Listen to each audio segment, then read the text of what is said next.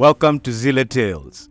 Today we are diving deep into a fascinating claim, the idea that ancient biblical locations might not just belong to the Middle East. Could Kenya and East Africa at large hold the true locations of some of these sacred sites? Let's explore each connection, starting with Kenya's rivers and regions that may align with the very rivers and towns mentioned in the Bible.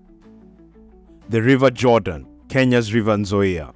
The River Jordan marked the last boundary between the wilderness and the Promised Land. It's a river with profound significance, the very waters where Jesus was baptized, and a passageway for the Israelites into their homeland. Now what if I told you that Kenya's River Nzoia is this legendary river? The Nzoia rises from the Cherangani Hills, travels through Kapsara, passes Moi's Breach, and flows into Lake Victoria near Port Victoria. Like the River Jordan, it sustains agriculture and life for the communities around it, with the annual floods nurturing the land and enriching its fertility. And even today, River Nzoia is still used for baptisms, echoing the age-old tradition of the Jordan.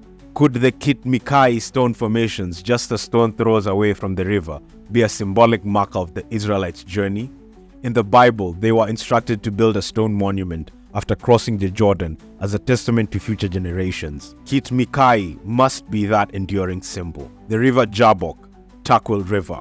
In Genesis, the Jabbok River was a place of transformation where Jacob wrestled with a divine figure and was renamed Israel. The Turkwel River in Kenya, beginning near Mount Elgon and extending towards Lake Turkana, shares both the dramatic landscape and the spiritual significance of the Jabbok. Like the Jabbok, the Turkwel River has witnessed moments of conflict and change. With the controversial construction of the Turkwel Dam, this river became a source of political division. Could the area around this river be where Jacob encountered his pivotal moment? And could Peniel, where Jacob saw God face to face, lie within the valleys or hillsides of Mount Elgon? Gaza, the coastal town of Faza. Let's move from rivers to ancient cities.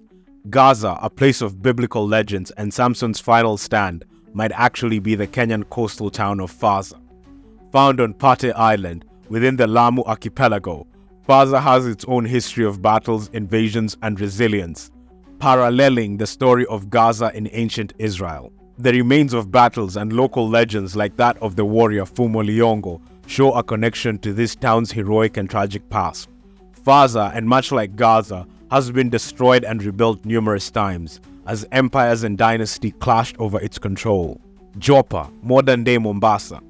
Joppa, the biblical port where Jonah attempted to escape God's call, aligns remarkably with Mombasa, one of Kenya's oldest coastal cities. Joppa was an entry point for travelers, a place of trade and often mentioned in connection to seafaring and international commerce. Mombasa, likewise, has served as a major trading hub for centuries, blending African, Arab, and Asian influences. In fact, local legends speak of Mwanamkisi, a queen who founded Mombasa, much like Joppa's long-standing ties to ancient maritime traditions. The Swahili term Yafa, meaning beautiful, resonates with the Hebrew name Yafa for Joppa, suggesting a shared ancient linguistic and cultural heritage. Dar, the city of Dar Salam. Next, we travel south to Tanzania, where Dar Salam, meaning abode of peace, may be the biblical city of Dar. The Bible describes Dar as a royal city that was later conquered by David, a city that served as a vital point of control. Dar Salam, while modernized today, was originally a quiet fishing village that grew to become a cultural and economic powerhouse. In the same way that Dar transitioned between rulers and purposes, Dar Salam evolved into a center for peace and coexistence.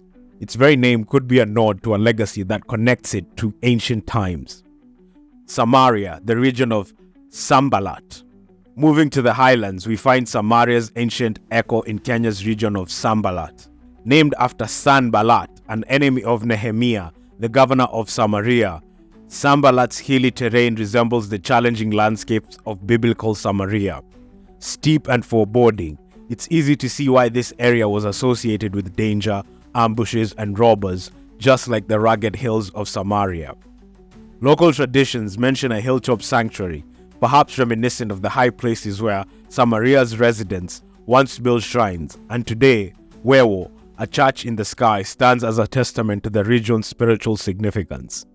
Chorazim, Cholim near Mount Elgon. In the Bible, Chorazin is cursed for its lack of faith. If we look at Cholim near Mount Elgon, we find another area rich in history, steeped in the ancient echoes of Chorazim. The Bible describes it as a place Jesus warned of judgment, and the steep, remote hillside of Cholim capture this sense of isolation. Could Cholim be the modern manifestation of Chorazin? The mysteries of these slopes may hold ancient secrets we have yet to uncover.